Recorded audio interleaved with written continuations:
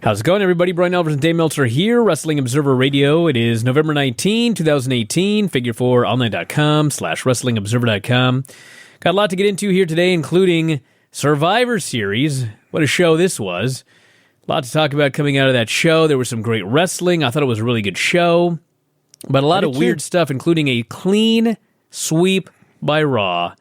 And WWE telling us, don't bother watching the pre-show. It doesn't count.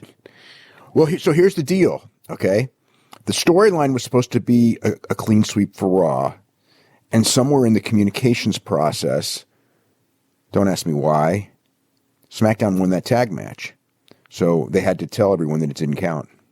They had to tell everybody that it didn't count. And well, they say it didn't count like three or four times? Yeah, they made it very clear. I mean, after the very first match, it said Raw 1-0, and somebody brought up SmackDown, and Cole just said that was the pre-show. Doesn't count.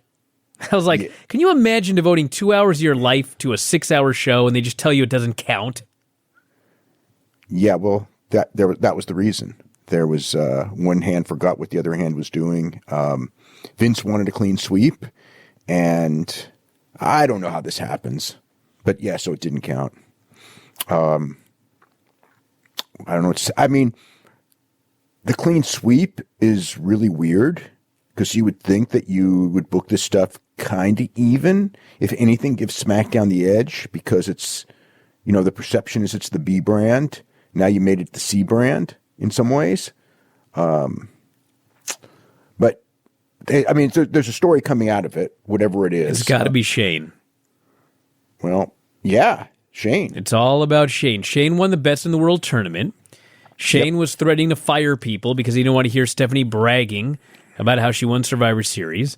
So they lost everything there. Ends up they lost every single match. She's going to brag about it, so he's going to lose his mind. He's going to do something crazy. It's all to turn him heel. And I'm sure they think, it's no big deal. We'll do a superstar shakeup in the spring. We'll give a bunch of guys a SmackDown. We'll rehab them then. It's a year from now. Nobody's going to remember this. Well, that's true. I mean, realistically, like as far as like the stuff for for the Fox and everything like that, some people brought up, oh my God, they're going on Fox and they lost every match. Like that's really like 11 months from now or 10 and a half months from now. And no one's going to remember that. So that's actually true. Everything's going to be, but still it's sort of telling you like when you watch the Tuesday show, it's the B brand, like it's really telling you that, but still, even though they lost, Charlotte Flair came off looking really like a real superstar tonight. I can't say that about. Well, she did, but I mean, the weird thing about the show is, okay, so Raw destroyed SmackDown, and I mean, in storyline, this is the one time during the year that these brands are going to face off. So, like, when's Ronda getting a revenge on Charlotte? Like, when is SmackDown getting the revenge on Raw? I mean, well, obviously never? she's going to Obviously, she's going to have to. I think that's a given. Whether it's at the Royal Rumble or what, I don't know exactly how this is all going to play out. I mean, it could be that they softened her up, and that allows Nia to beat her, and her to have excuse for Nia to lose. The crowd reaction obviously confused everyone.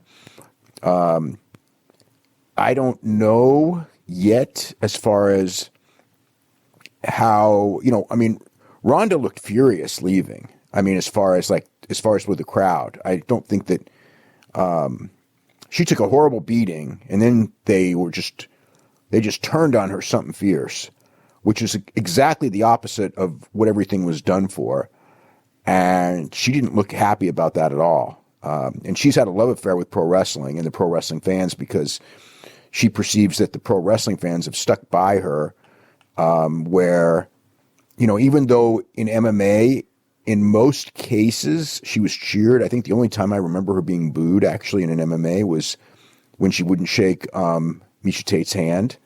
And the whole Misha Tate thing, because Misha Tate was the babyface in that match because of, coming off the Ultimate Fighter show where Ronda came off looking bad. But aside from that, she was always cheered, but she still had bitterness. But a lot of it was the social media stuff and people always being on her, and they're kind of on her here. It's been kind of toned down a little bit, but they're back on her again now. We'll see what happens. Well, I do know that Shayna went on Twitter and she did a bunch of responses to people talking about Ronda getting booed. And basically, she said, sure, WWE fans are fickle, but trust me when I say this, UFC fans are worse. We came into this used to fickle. Okay. Yeah. Well, Shayna is. Shayna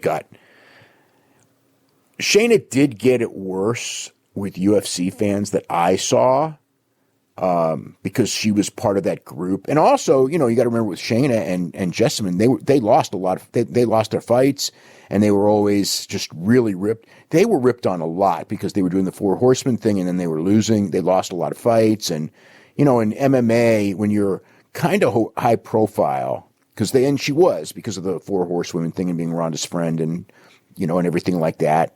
That fan base is I shouldn't say, the fan base itself isn't bad, but on Twitter, you just have idiots on Twitter.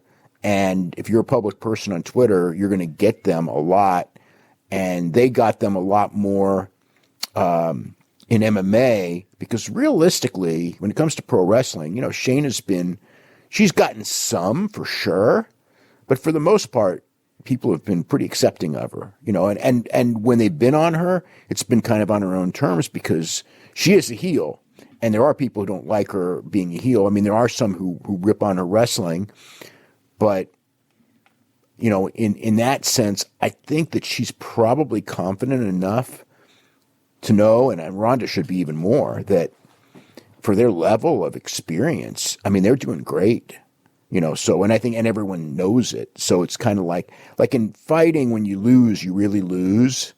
In wrestling, I mean, I guess if they were doing really crummy in wrestling, like they sucked at it, it would probably be different. But I think that they're probably confident enough to know that they don't suck at this at all. I mean, persona wise, there's certain things that they don't suck at anything, but there's, whatever. Shayna's had a series of real good matches. And, way above her, she's been wrestling way above her level of experience. But anyway, yeah, but they didn't, I don't know what happens. I mean, what's going to happen tomorrow on Raw? I'm really curious, like, what happens tomorrow on Raw with Ronda's promo? Do they boo her terribly? Does she not do a promo? Is she injured?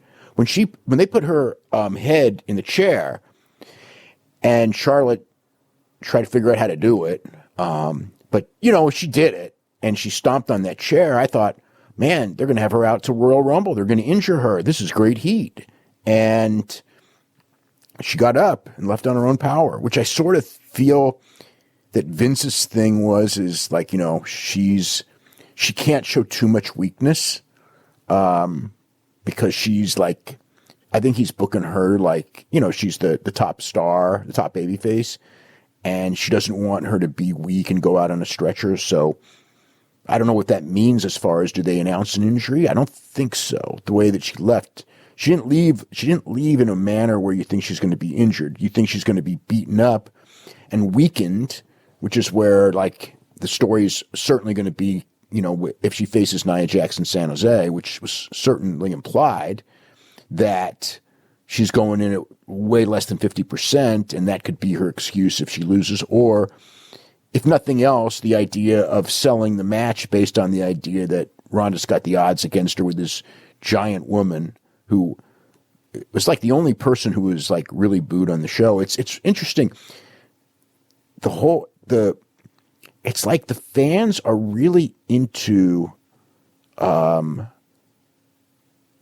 everything related to this Becky Lynch stuff. They're really into, whether it's Charlotte Flair, Nia Jax, Ronda Rousey, or Becky Lynch, who was the most over person on the show without even being there.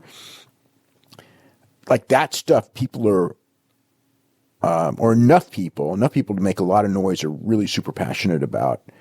And yeah, when Nia Jax was in there, those people hated her, which was the greatest thing in the world for her, because she's a heel.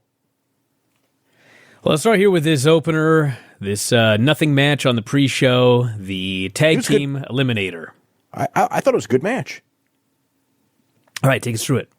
All right, so Team SmackDown won. It came down to the Usos and the Revival, and Jimmy pinned Dawson. But this was really good. Chad Gable looked good. The Revival looked good. Usos are always good. So as far as like the eliminations and everything like that. The first elimination was Shatter Machine on, I don't remember which clone it was, but the clones were out. I think it was Primo, but I got a 50% chance on that one, right? I thought it was Primo. Dash Wilder pinned him. Then Carl Anderson pinned Bo Dallas with a schoolboy. So Kalisto suffered a knee injury in the match, and he just kind of went off the apron, and then Grand Metalik got on the apron. So it's like they didn't have like the three-man teams as far as they would only be two. So Sanity was Eric Young and Killian Dane. The New Day was Big E and Xavier Woods. And the Lucha House Party was originally Kalisto and Lince Dorado, but Grand Metalik ended up replacing Kalisto in the middle of the match, which was brought up, and Corey Graves was, I guess the new gimmick is that he's like a stickler for the idea that this is ridiculous, because it is ridiculous. And then they were explaining how it's Freebird rules, and he's going like, okay, Freebird rules are fine, but not in the middle of the match, which in fact, Freebird rules did not allow you to switch in the middle of the match. The 37-year-old Freebird rules. Nobody seems to remember what the Freebird rule was. It was the team held the titles, and two of them would defend the belts in a match. Or as far as like when they first came in, you never knew which two you were wrestling. They would all come out and then sure. Yeah, which is the same. But it wasn't like all three guys were wrestling in the match and they could switch in and out in the middle of the match. Well, if they did a 6-man tag, but but I mean in like, yeah, right. And during a match, no, of course not. Yeah, which he pointed out. Yeah. Then Chad Gable and Bobby Roode did a combination moonsault and neckbreaker on Eric Young. So Eric Young was pinned, so Sanity's out. Then we had Xavier Woods, believe he did elbow on Victor, but he eliminated Victor.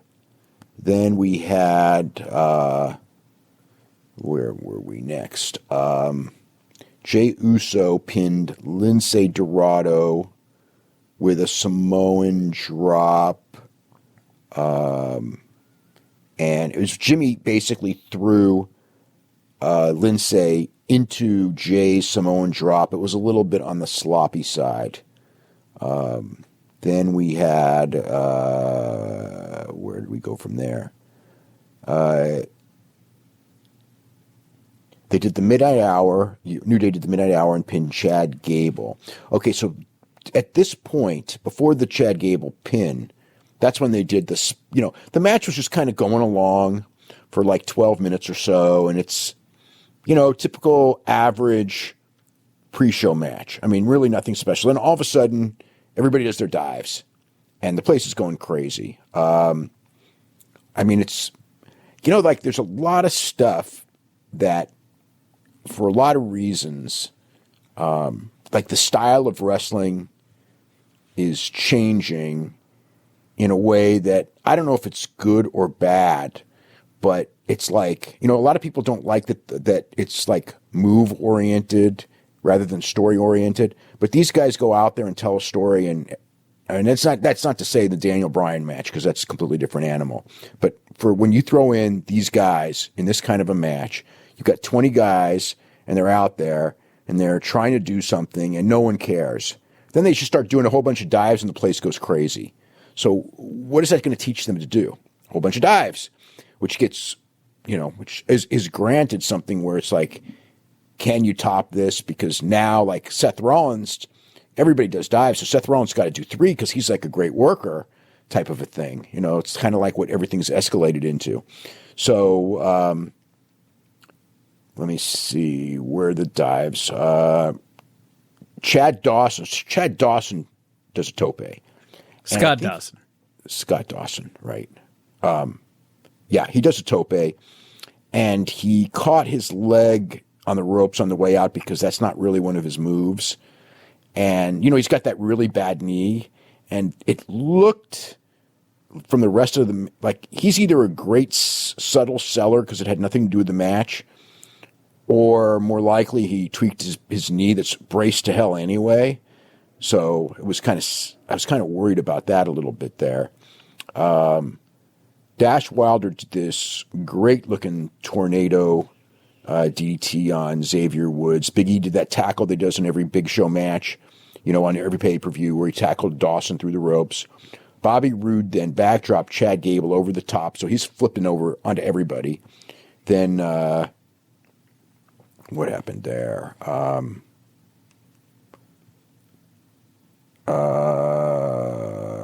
Okay. Bobby Roode teased like he was going to do a dive, but in fact he did not. Jay super kicked him. So then Jey Uso dove on everyone, and then it ends up where Chad Gable is on the top ropes, and he gives Jimmy Uso a German suplex out of the ring, and they both fall on everybody.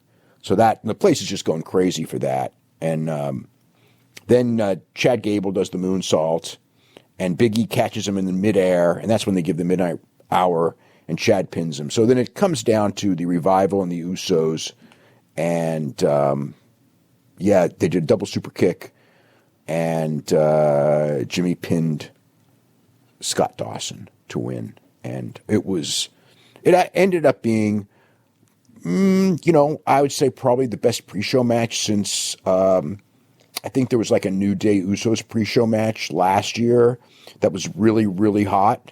And I would say this was not quite as good as that one, but since then, maybe the best. This was very good. This was a very good match.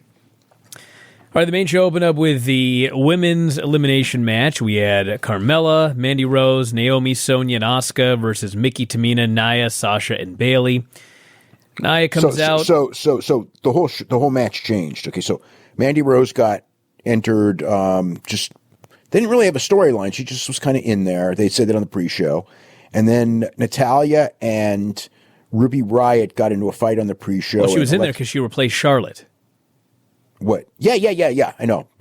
But it was supposed to be a mystery partner. So they announced early in the show that it was going to be, in the pre-show, that it would be Mandy Rose. Then Natalya and Ruby Riott got into a fight backstage, and Alexa Bliss kicked them off the team and added Bayley and Sasha Banks to the team. So I think that this was probably something that actually was planned all along, but I don't know. It's very... just the way everything's been going. Actually, I should... the way it looked like it made sense, but then again, sometimes things look like they make sense that aren't planned. So actually, I should ask about that, whether that was a last-minute change or not. Because it could have been they just changed their mind. But the match... just the key spots in the match revolved, a lot of key spots, like including a big thing near the end with Sasha Banks and Asuka, where they really wanted that dream match feel when they were in with each other. And it wasn't as hot as I would have expected, but the announcers put it over in it, and the actual action when Sasha Banks was in there with Asuka was pretty cool. So people, so you did get that. And yeah, that was the main stuff as far as all the changes in the match. So Nia had massive heat coming out. She smiles. She kisses her fist. They're putting over that she is the hashtag face breaker. So yet another incident in wrestling where somebody injures somebody else and they end up getting pushed really big because of it. We had Tamina pinning Naomi immediately. That's the strangeness of the business. Yes. Tamina pinned Naomi immediately after Naomi kicked Nia, and then she turned around into a super kick, got pinned. We had Carmella rolling up Tamina for the pin. Both of these happened in like the first 2 minutes of the match. Does her dance break, and then Asuka tagged in. Big pop for that. And Sonya hit a running knee on Mickie. Mandy got a blind tag, shoved her out of the way, got the pin. So Mandy and Sonya, even though they're supposedly friends who have been having problems, they're still feuding. And Sonya was upset, even though they're all part of the same team, that Mandy stole a pin from her. But yeah, so they're building something up for them down the line. We had Bayley pinning Carmella out of nowhere, belly to Bayley. Sasha tapped out Mandy with the bank statement. Crowd at this point in the match was absolutely dead. Nia then tagged in. Everybody went crazy booing her. Cheered anytime anybody did anything to her. Bayley and Sonya, tumbled outside. Sonya landed on her head. They're fighting on the floor. Bayley gives her a belly to Bayley. Neither make it back in, and so it was a double count out. We had Asuka versus Nia. They squared off. Announcer tried to push it as a major dream match, and nobody really cared. This was Asuka and Sasha. Asuka dropped her on the head with a German. Sasha went up top. Nia shoved her off, her own partner, right into the arms of Asuka, who tapped her out with the choke. And then Nia got in the ring, dropped a leg on Asuka, picked her up, Samoan drop, pinned her. Nia Jax, the sole survivor here. She had to be, because she's going against Ronda. I'm presuming in San Jose. They kind of talked about that later in the show. Not in San Jose necessarily, but that she's getting the next shot. So, given the fact that Stephanie made such a big deal about how Raw needed to win and she's demanding everybody win, I mean, shouldn't she be upset at Nia for turning on her partner and potentially costing them the match? Yes, of course. Huh. But I mean, I think the idea here, for whatever reason, and God only knows why they would do that, is they were trying to protect Bayley and Sasha Banks and the finishes in this match. Because if you noticed, with Bayley, she got one pin in the match, and her elimination was a double count out when she gave the belly to Bayley on DeVille, and then Sasha was up on the top rope, and all that, but her own partner basically cost her. So even though she got beat, it was like she was protected, so to speak, on that. And it got Nia Jax over because, again, they're trying to get heat with Nia. Nia, unlike in other situations with Nia Jax, her turning heel and trying to be heel is actually like working as a heel because people are so mad at her for what happened with Becky Lynch. So in that sense, it's just a way to get more heat on her for because the feeling is that people really like Sasha Banks, and she's going.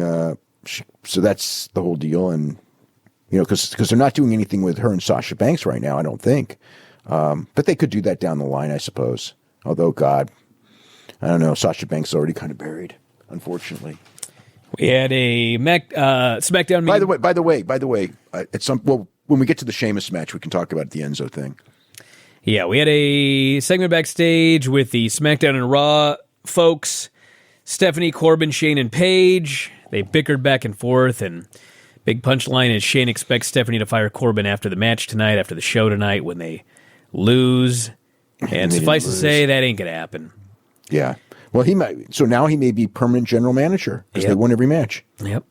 Seth Rollins, Shinsuke Nakamura. The Enzo story actually happened here because you could see him in the crowd. He's sitting there. He's got a hoodie on. He's got a wig on. He's kind of lurking around. We'll get to that in a minute. So lots of Nakamura chants, lots of burn it down chants. They had one of those matches where nobody really cared for about half of it. And then, yes, they start doing all of their near falls and dives. Everybody goes crazy. Seth hits 2 dives. Fans chant one more time, so he does another one. Bunch of near falls. Nakamura turned a lariat into an armbar for a near submission. Seth hit his superplex into a Falcon Arrow. Traded strikes in the middle. Nakamura with an axe kick and a reverse exploder went for the Kinshasa. Rollins hit his Rainmaker knee for a near fall. And finally, he missed the frog splash. Nakamura hits a Kinshasa to the back. Rollins kicks out. They trade back and forth, and then Seth hits him with a curb stomp out of nowhere. Gets the pin. Turned into a really good match. Crowd kind of heard it a bit early, but they picked up there at the end. And I would say overall it was one of Nakamura's better pay-per-view matches on the main roster. One of his better ones, yeah. Yeah, I don't know. I think he's had one or two. I think that actually he's had one or two TV matches that were really strong. I think maybe AJ, maybe Randy Orton in some ways. I mean, maybe crowd reaction wise, but yeah, I liked the match. It wasn't a great match. It was just short of a great match, I think. You know, but you almost kind of, with the idea of the old Nakamura, and this was pretty much the closest to the old Nakamura that we've had in months, don't you think? I'd say. I mean, he did more than usual. Seth did a lot. I mean, the only thing really missing was that the first half of the match or so just felt like it was slower than it should have been, and the people weren't with it. And then they had enough time, and they were over enough that when they started going back and forth with the near falls, the people really started liking it a lot. So then we have Braun meeting with Team Raw, and he hates everybody except Finn, although he tells Finn he better carry his load. Says if Team Raw loses, he doesn't get what he wants, and they'll get these hands. Drew jumps in, says, listen, if anybody should be in charge, it should be me. Tells him to stay out of his way. Corbin shows up. He says, relax, this is what SmackDown wants. They want us bickering with each other. Reminds Strowman that he can't touch him until after Survivor Series, so Strowman throws Lio Rush into Corbin. And then, of course, because there must be comedy, Truth rushes in, tries to do a pep talk. Corbin has to alert him he's not on SmackDown. I actually loved R-Truth in every segment tonight. He's funny, but it's supposed to be like a serious thing right here, this Raw versus SmackDown thing. Can we have a segment without comedy in it? We had some. No, I mean, I didn't mind if it was in the middle of the match and they started doing a dance break. In the men's Raw versus SmackDown match, which is a serious match, unlike in the women's match when Carmella did it, it was early and it was okay. But then I would say, oh, this is completely out of the the wrong timing and everything for this. But I don't know. I enjoyed it. I enjoyed all three of the. I mean, because he came in during the. He wanted. Oh, I guess you didn't see this, but he wanted to be the replacement, or not the replacement, but I guess the replacement for Charlotte. He came in wanting to be the replacement for Charlotte earlier in the show, but he wasn't allowed to be. We had Cesaro and Sheamus with the Big Show versus AOP, and literally the moment the match starts, you see a commotion. It's Enzo Amore. He stands up. He's got a replica belt.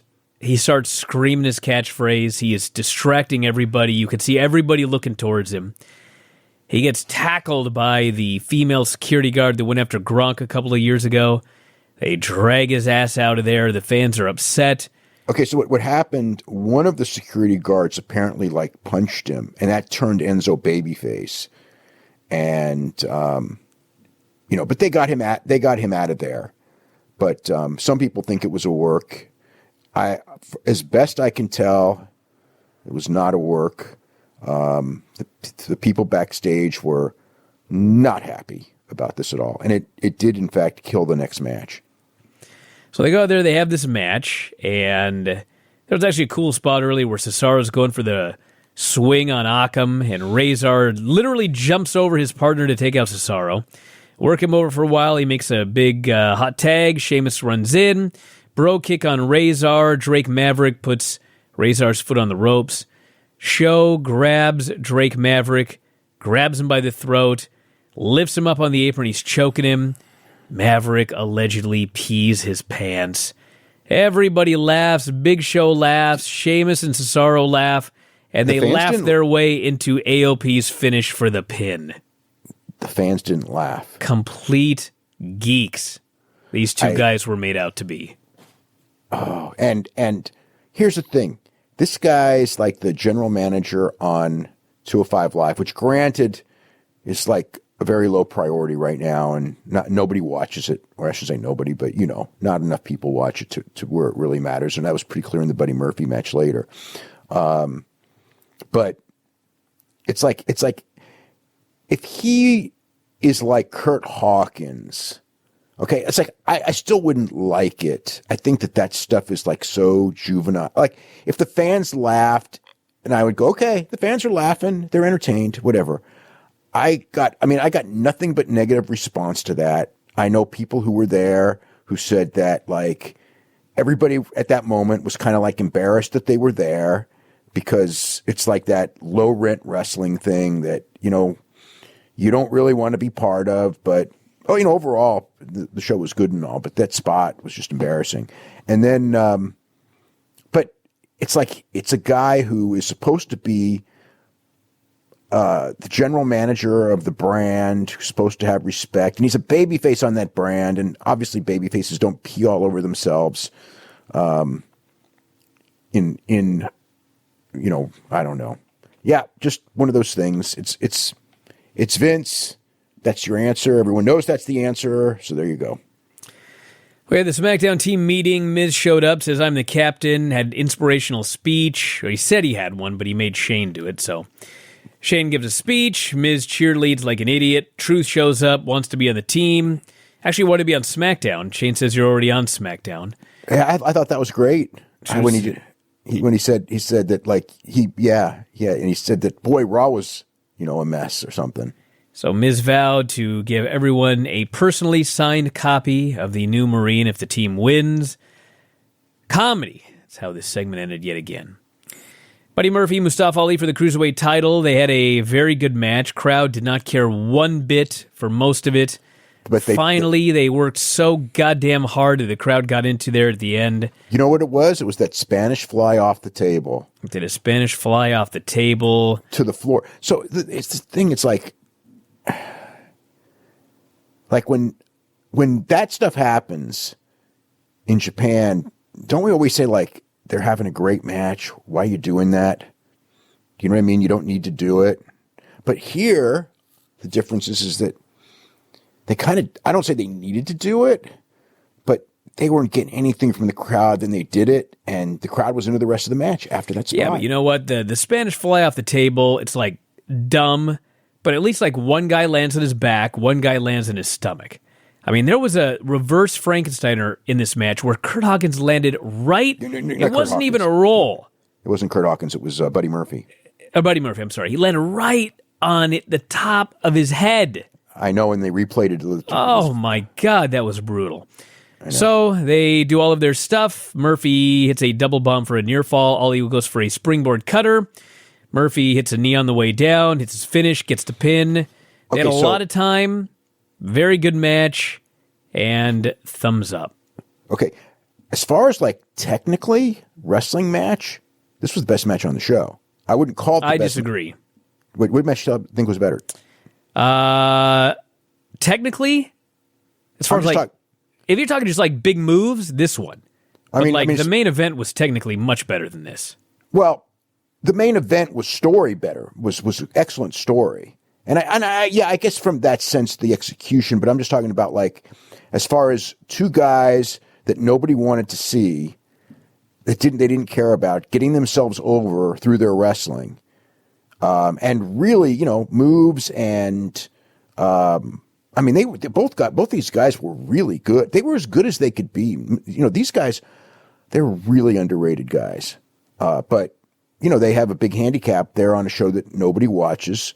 And I don't know about the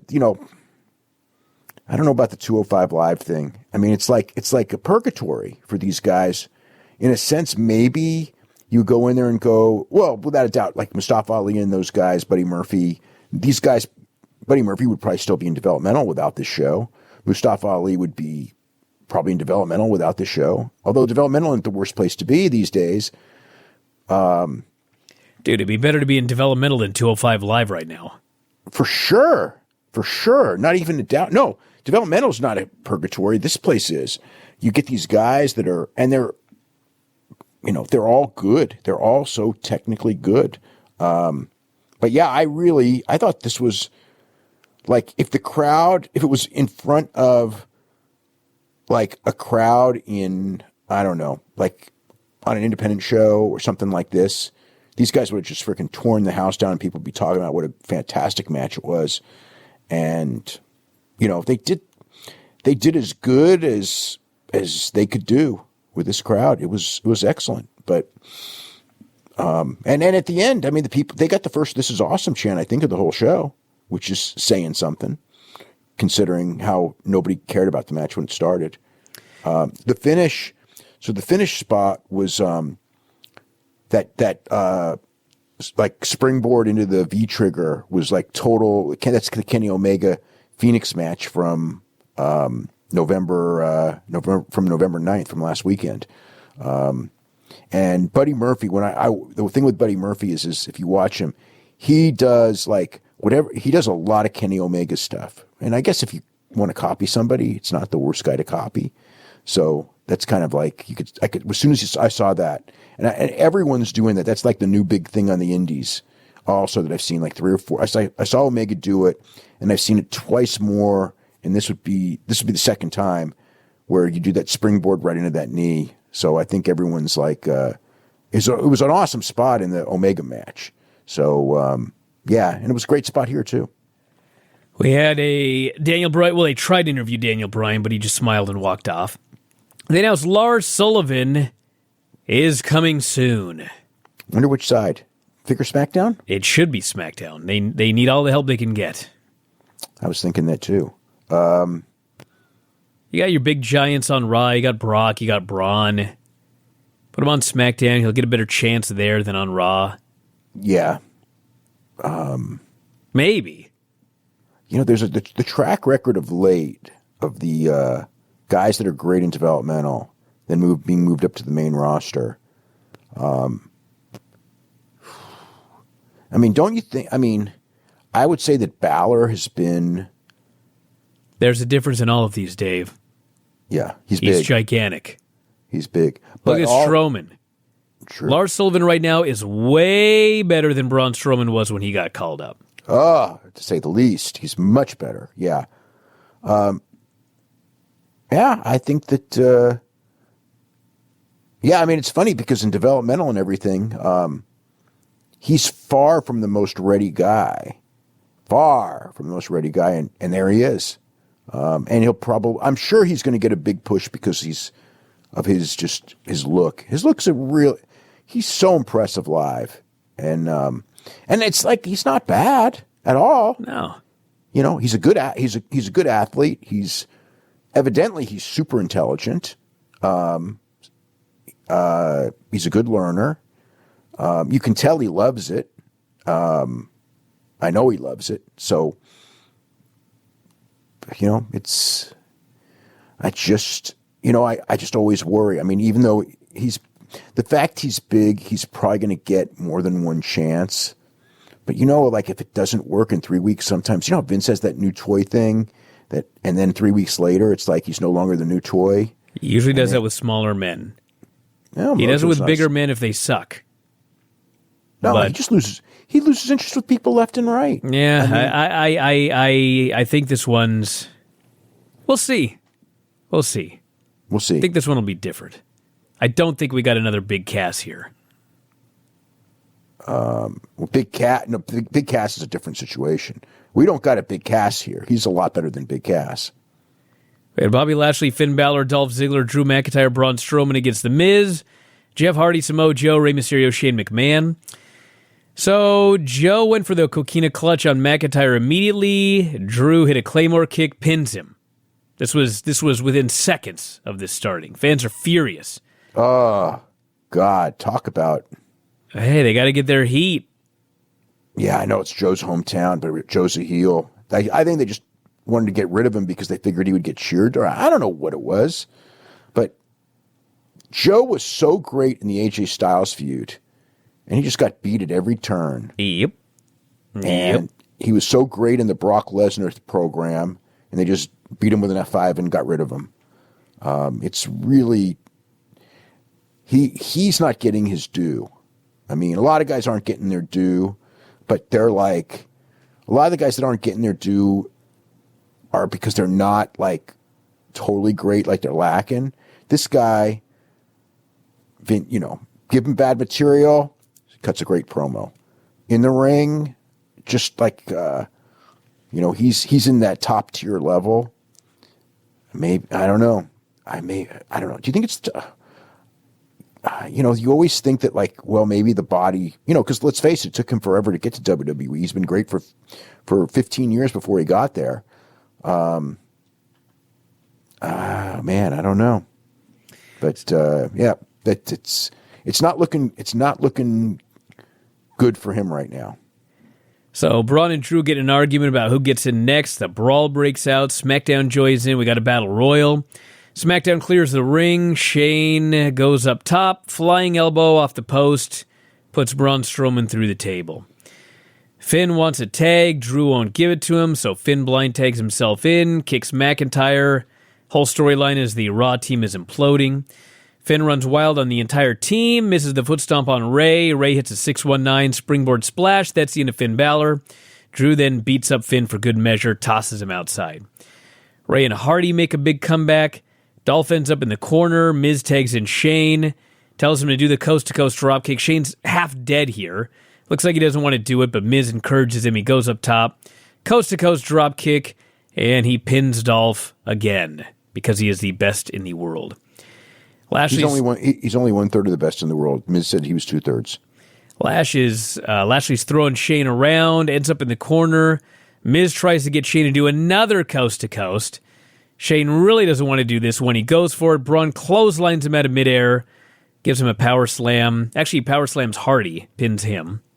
Ray runs wild on Braun, goes for the 619. Braun catches him, power slams him 1, 2, 3. So Miz tries to give Shane a pep talk. Braun runs him over, chases Miz, tosses him inside, power bombs him, pins him, power slams him. It's the end of him. Power slam. So we're down to Shane. He's the last guy in the ring against all of these giants. Braun drop kicks him to death, smashes him in the corner, hoists him up, power slams him 1, 2, 3. They're determined to kill Shane McMahon. Rest of the Raw survivors turn on Braun, stomp a mud hole in him. They all leave. So basically, he accomplished the goal that Stephanie McMahon had required. So now I guess he gets Corbin, presumably at TLC, and then maybe the Lesnar match is Royal Rumble. Yeah, that's what it looks like. That was a pretty good match. I don't know why. I like the match a lot. I don't know why they have to kill Shane. Shane, I'm sure that they've got. It all ties into a storyline. Joe's the one that I don't know that it's going to turn into anything. I'm talking physically kill this guy. Well, that's him. He wants to do it. He wants to be that guy. Yeah, he took that elbow. That was just nuts. But it's almost like he's got to do something like that in every match. Yes. He doesn't. But he feels like he does. No, he doesn't. Look, nobody's telling him to do that. Nobody's going, Shane, if you don't do this, everyone's going to think badly of you. It's like he wants to do it. He whatever his reason is. I mean, the man is obviously fearless, which is gonna, someday, if he doesn't get out of the ring, and at 48, it's coming. That day's coming pretty soon. He's going to do that elbow. He's going to hurt himself really bad. It's just inevitable that it's going to happen if he keeps doing it every year. But he's still living, and he's in good shape. And there was one spot in this match where it looked like, wasn't there a spot where like everybody was potatoing everybody? Shane was in there throwing punches, and just like I was going like, oh my God, he's just like killing the guy. They might have been Ziggler. So yeah. We had Ronda and Charlotte. Ronda's got new red trunks, significant improvement over her old gear.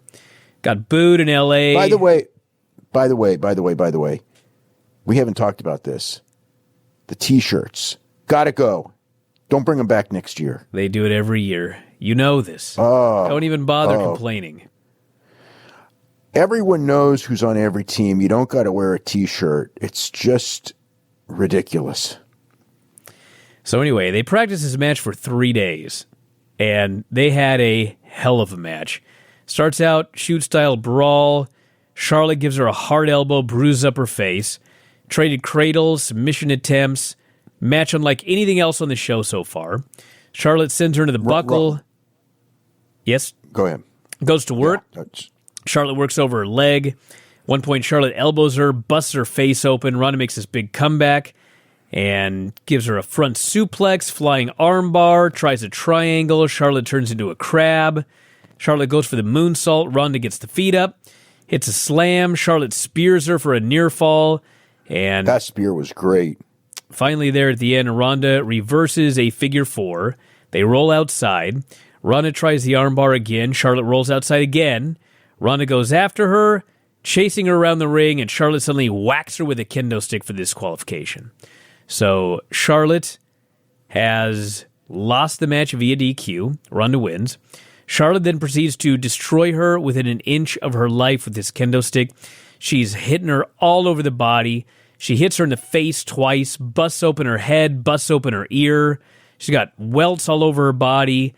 The ref tries to break it up, and she destroys the ref. More refs come in. She beats up more refs, gets a chair, hits a natural selection onto the chair. More refs come down. Charlotte kicks their ass, grabs a chair, puts it around Ronda's neck, does the Pillmanizing spot around her neck. All the geeks finally come out. And took her a while on that Pillman spot. It's like she was sitting there, trying to figure out exactly how to do it, but she did it. So they send it all the geeks. They drag her off, and I got two things here. Number one, this was awesome. It was an awesome post-match beating. Charlotte was tremendous. She was great. Ronda was great. It was a great beating. It was a beating that should be legendary. But my one complaint about this, I will take this to my grave. They do so many heat angles on every single show that this is like an angle that in 3 weeks, people are going to remember it happened. But they do this stuff on every show. This is like the Dean Ambrose thing, and everything they did at Crown Jewel, and it's like there's too much heat. You can't get a big heat angle over like this if you're doing heat angles on every single show. Okay, but this one was special. This one was way beyond. It was way more graphic. It was way more memorable. You're right. But the other thing too is that. How many people turn people heel so all the often. time. And then, because of the nature of the fans, okay, but the fans on not all, but most of the turns, the Nia Jax turn being the exception, but on most of the turns, the fans then cheer the person. So in fact, 3 weeks later, they sometimes, like with Becky Lynch, which, is kind of, they had to, but, and who was the other one that they did this to? Who was the one they just gave up on? Charlotte, not Charlotte. Somebody else that just turned that they just, wasn't Strowman. It was Strowman. What a Strowman. Yeah, they did Strowman. He turned heel and then he was just babyface again. Yeah. Strowman was the other one. Yeah. It's like, and Daniel Bryan tonight in a sense, right? Because he was a babyface in the match. He worked the entire match as a babyface. But they turn heel, and then they don't turn babyface, but they are babyface. Because that's just how these things seem to evolve right now. So yeah, it was a great match, great post-match angle. I have no idea where they're going with a lot of this stuff, but I guess we'll find out. Okay, so here's the deal. So the women's, they wanted Charlotte really over, okay? They wanted Becky Lynch is already really over. Ronda Rousey is already really over. They wanted Charlotte really over. Charlotte was a little bit cold off of the Becky Lynch thing, so this was to get her back going. It's, whatever it is. I mean, as far as where everything goes, Ronda Rousey needs to get her revenge on Charlotte, in theory, more than Becky Lynch. Does that mean that they do this at WrestleMania? I don't know. Do they do this do they do something at Royal Rumble? Where does this all fit in? It could be a three-way. It could end up being a three-way at WrestleMania. I think that may be the compromise, so to speak. In the sense that, we'll do this thing for Charlotte, and if she gets over, which she did, then she doesn't lose her WrestleMania thing, and that's the, maybe it's a 3-way. I don't know. What I do know is that they wanted 3 super over women when this was over. And they thought they had 2, and Charlotte was the 3rd. This was about getting Charlotte over. Not as a babyface, although it did, but it was about her getting this match and whole scenario was about getting Charlotte over to where she's very viable and everything with Rousey. So, and keeps the thing going. It wasn't supposed to be like Charlotte and Rousey's a one-shot thing. They didn't, because it wasn't planned to be. Obviously, Charlotte and Rousey was the probable WrestleMania match. So, it's strong. It's the most over thing on the show right now. Is this was the most over angle. This was really, it was the most over match on the show. So it worked. And finally, the main event, Daniel Bryan, Brock Lesnar. This was a great match. Early on, Daniel's just mocking him. He mocks his dance. He's running around outside, stalling for heat. Finally goes for a kick, and Brock just clubbers him with a forearm. Gives him a German, drops him right on his fucking head. I think that Bryan was trying to flip over on it. It didn't work, but like one way or the other. I mean, this guy gets one concussion. God only knows what they'll do. It's not just a concussion. He's got the neck problem dating back, which may be more significant. Well, I don't know which is more. I don't want to say one's more significant than the other, but he's got his career almost ended with the neck injury too, because he had the surgery, and remember the surgery didn't take, and he had to find that doctor in Denver because his career looked like it was over for a while. The doctor in Denver put him back together again with some kind of. I hope he's got that guy's number. Because he just landed right on his head. Now, to be fair, every suplex that Brock threw after this, Bryan landed perfectly.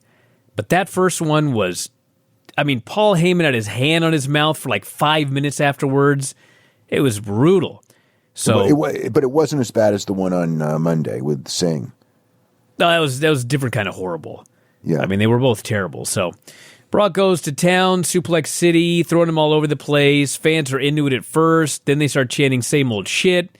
Brock's highly amused by all of this. Hits the F5, lifts the guy up at 2. Bryan finally boots him in the face a couple of times. Brock goes for the F5, knocks down the ref.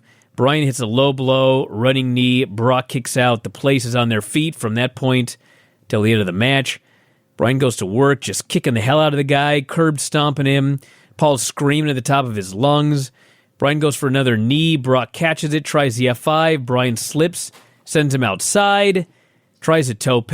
Brock catches him, but Bryan sends him into the post. Running knee off the apron. Everything that Brock tried, Bryan was countering. And ends up with Bryan posting his leg. Drop kick off the top. 2 drop kicks in the corner.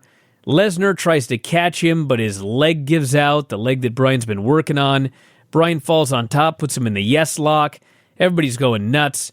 Brock sells it like he's about to tap, but instead he powers out. Bryan puts it back on. Lesnar fights out. Bryan tries a triangle. Big mistake with a larger opponent. Brock lifts him up, power bombs him, hoists him up for the F5. 1, 2, 3. This match was awesome. Great storytelling. Great storytelling, great work. Brock's selling was awesome. Brock as a monster was awesome. Daniel Bryan's selling was awesome. Daniel Bryan's comeback was awesome. Like, everything about this was awesome. Yep. Except when he landed on his head. Yeah. What I liked about it in its own weird way was they took everything that people hated about Lesnar and they did it, but they did it in a way where they turned it into a great match. So that was pretty cool. Well, they did it. They did every Brock match that everybody hates. But then Bryan made a comeback, and Lesnar, who virtually never sells for anything, sold and sold and sold and sold. It was awesome. Yeah. But why did Bryan turn on Tuesday? Well, I don't know. He was clearly, like, until he got suplexed on his head, he was working heel in this match. I mean, he's outside stalling. He's he was making fun of the guy. At the very beginning, but he was the total babyface in this match. He worked total babyface. He worked babyface style, but I mean, you're facing Brock Lesnar, and you are, as Michael Cole said, 150 pounds lighter. So there's one kind of match you're going to do. I don't know about 150. That's what he said. He goes, Daniel Bryan's 210, Brock is 265. That's nearly 150 pounds. It's like, that's a lot of weight there. Did you hear? Did you hear? By the way, what? Wait a minute, Daniel. First of all, Daniel Bryan's not 210. He's like. I'm just telling you what Cole said. Okay, but 265 minus 210 is 55 pounds, not 150 pounds. I know, that's comedy. Now, did you hear on the pre-show that when they showed the replay of the Nia Jax Becky Lynch thing, that Coach was talking about how it was a punch that actually landed? I didn't see that. No. I heard all about it today. Oh my God. I mean, talk about like no instincts of what to do. Oh my God. A punch that actually landed. How'd you like Vince go into Cole's ear and tell him to call the Ronda Rousey match a 5-star match? He did. That's what happened there. That was Vince. Vince, who hates that. He's coming around after 36 years. Must be all that betting. Yeah, probably. All right, so they announced that TLC has Seth versus Dean Ambrose for the Intercontinental title. And I think that's the only official match thus far. Is that right? Well, I mean, I think they pretty much made, they didn't announce it, but they strongly suggested Ronda Rousey and Nia Jax and Baron Corbin against Braun Strowman, which are already, announced locally anyway, including as is the Seth match. And we've got the finals of the Mixed Match Challenge is going to be on that show. That's right, yes. And I don't know what else. Miz and Daniel Bryan's blow-off was supposed to be on that, but I figured that's like scrapped. And it's probably going to be AJ and Daniel Bryan in some kind of a gimmick match. So I hope it's not a TLC match. Well, it's TLC, so. It might be. Could be a chairs match. You never know. Oh, God.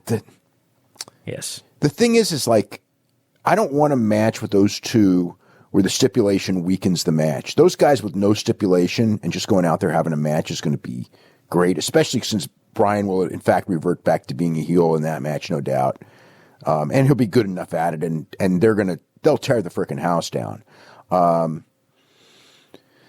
So, yeah, let's see. I mean, TLC is just because, I mean, they could certainly do a great TLC match, but it's almost like I don't want them to be put in a position where they feel that because it's a TLC match, they have to do some certain spots, and in which case it's not good for them. Let's see. So just a ladder match. You know what though? They probably could have like a really incredible ladder match without doing anything crazy, just by building the suspense of the ladder and things like that. So, but yeah, that's my presumption of what they're going to do. I think that'll all be pretty clear on Monday and Tuesday. The keys to the card. So if Strowman's in the main event, do they have Strowman work twice if he wins the Mixed Match Challenge, or do they not have Strowman? Because Strowman and Ember Moon are undefeated in Mixed Match Challenge. So do they start beating them in Mixed Match Challenge and go with Bobby Lashley's team or one of the other teams? I guess they could do that. And then on the other side, it would be, I don't know. I mean, you do have Charlotte and AJ Styles, which is weird now with Charlotte as a heel. Although, I know, she was like super popular, so maybe she just doesn't, who knows? Who knows? Maybe she's not a heel. Maybe the idea on the SmackDown side is she beat up the Raw Women's Champion and killed Ronda Rousey, so she's a babyface. It is supposed to be brand versus brand. True. Not to mention, if AJ's there, he has to work twice, too. Yeah, so probably, does that mean it's Miz and Asuka instead? Now that Miz is out of the Daniel Bryan match? Could be. So you'd have Miz and Asuka against Maybe Bobby Lashley and Mickey James. Maybe. Yeah. I don't know. All right, tell us about this Phoenix and Cavernario rematch coming up Friday. Okay, so tonight, the Friday night was the Leyenda de Plata, and what it was a Cibernetico, elimination match. They had all the cool guys in there, or most of them. I have not seen the match yet. I've heard the match was great, worth going out of your way to see. One of the better matches at Arena Mexico this year. And so it was down, instead of like going until one guy was left, they were going to go until two guys were left. So the last two guys were Phoenix and Cavernario. And a couple of months ago, those two guys had maybe the best match at Arena Mexico this year, certainly top 3 or 4. And they're going to be rematched on Friday. So Phoenix won the first one, but now there's a difference. Now Phoenix is the AAA world champion. So this is what is really weird politically. This is like something that like 3 years ago, even like a year ago, let alone 3 years ago, a year ago, from a political standpoint, this would be so unheard of that it would be preposterous, where you would have the world champion of AAA not only on a CMLL show, but in the finals of, one of their big events of the year. So either the AAA champion wins one of CMLL's big events of the year, or the AAA champion loses. So then for AAA, you've got your world champion losing to a guy in the rival promotion on one of their big events of the year. So it's just like all that politics and all that old school mentality is gone. And the reason is that LA Park drew really big, and then Phoenix and Pentagon came in because, some of the CMLL talent was pushing the idea of, we got the same guys here every week. Let's bring some guys in from the outside that we all want to work with because these guys are great. So they bring them in and they draw. Novel approach. So, hey, it's the best thing. I mean, I'm sure there's people, this would have been so unheard of, last year. So I don't know, is that possible that, that changes the United States too? Probably not. Japan. Well, I mean, there's always been a little bit of that stuff in Japan, but it's still, as far as like where people from other companies come in, that's not unheard of over there.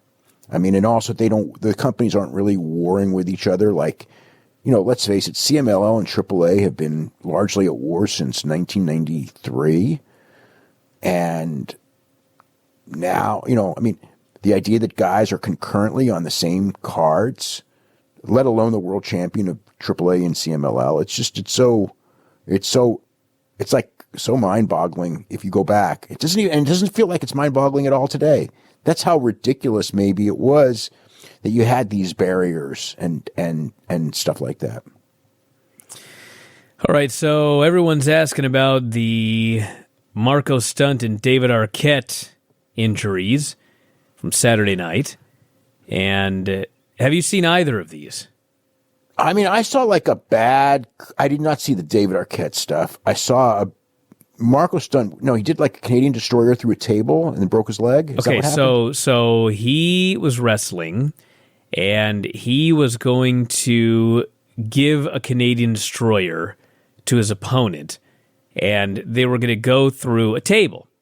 So they do the move, and like everything was totally fine on the move, but behind the table there were steps.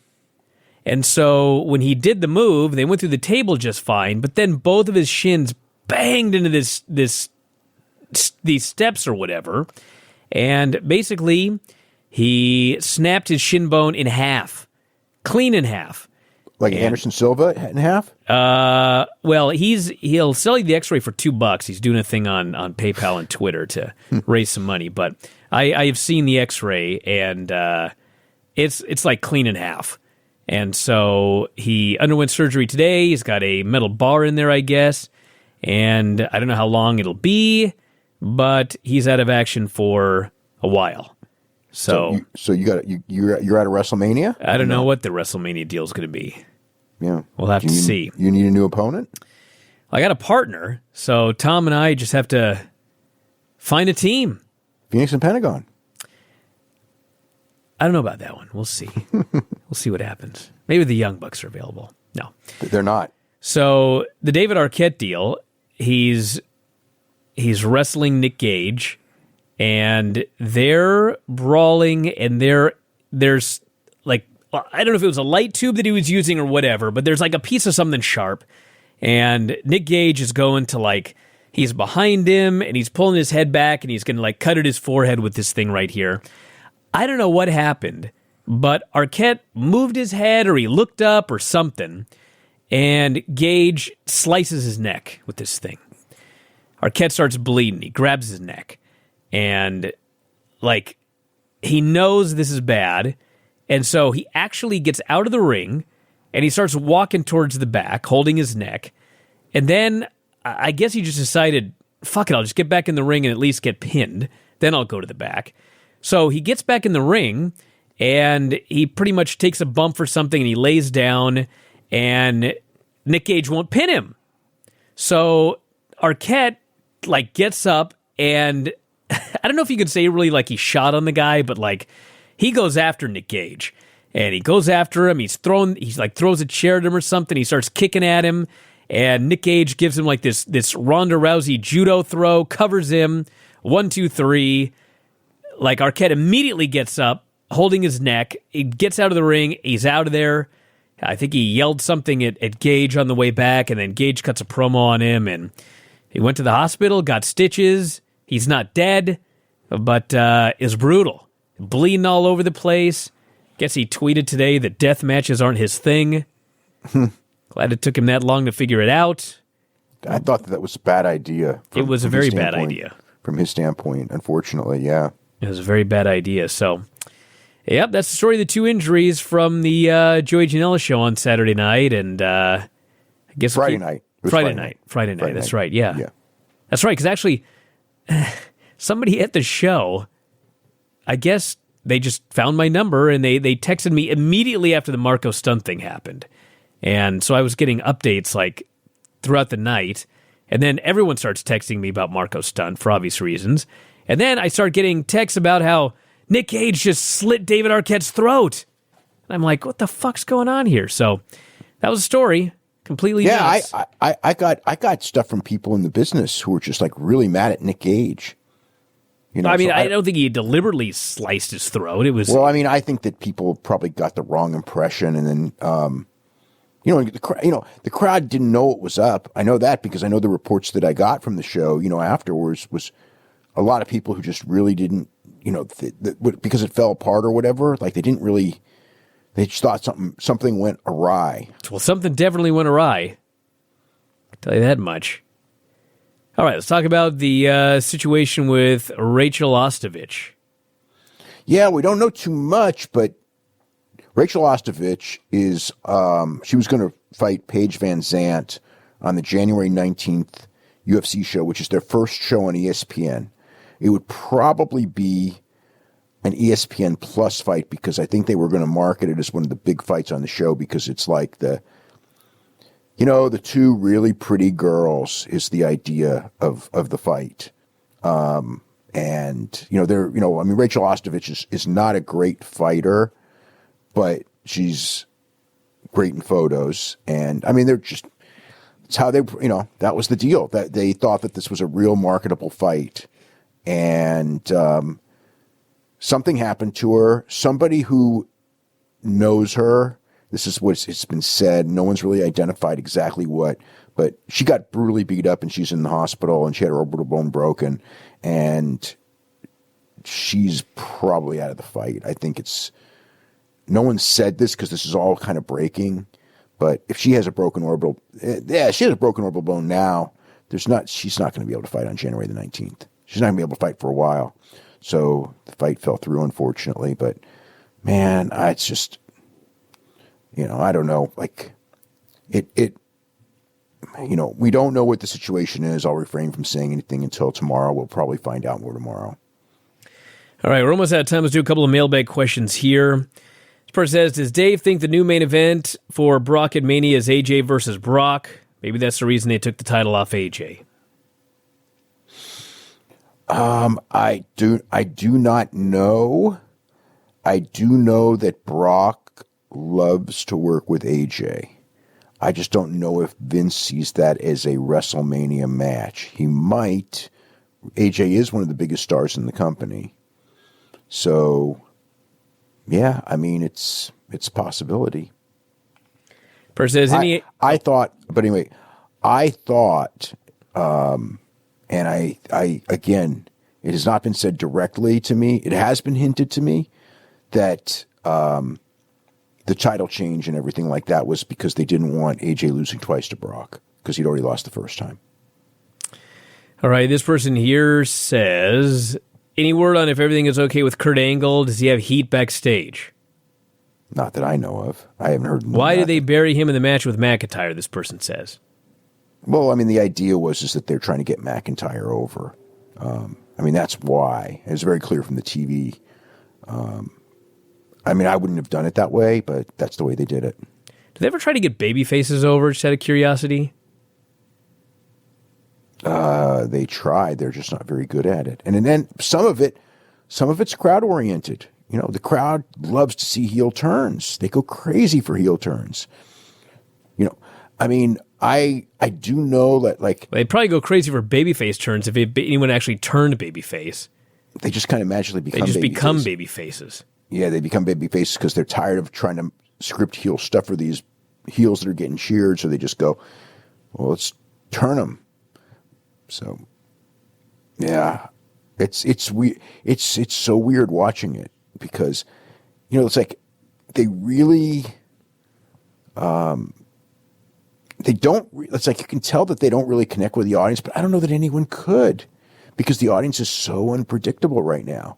I mean, granted, I think the one thing we can predict is in most cases, if you're shooting an angle, the person who shoots the angle, who is the aggressor in the angle, because it's newsworthy, is going to get over as a babyface in most cases because people who go to TV and even more pay-per-view, you know, you get three different audiences, the TV audience and pay-per-view audience, which are pretty similar. And then you got the house show audience, which is completely different. You know, house show audience is still very, very close to like the old thing, you know, where they cheer the babyface, boo the heels. I mean, there's exceptions. Becky Lynch was still getting cheered. Charlotte was mixed. You know, some cities Charlotte was still getting cheered. Some cities she's getting booed.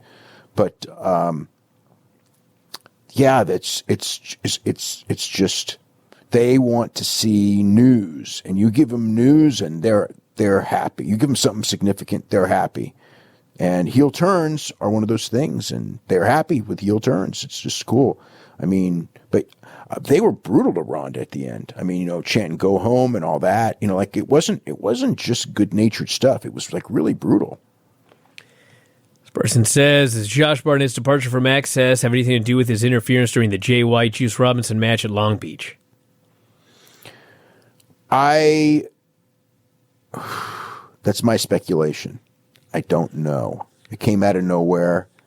No, as you could tell, no one said anything publicly. I mean, they haven't even announced that yet. I think that I'm the only one who's like said it. Jim Ross has actually said about his situation, which is interesting. So with Jim Ross, I mean, you know, it is true that the reason Jim Ross is going to be off after these tapings is because you know, Vince wouldn't let him sign.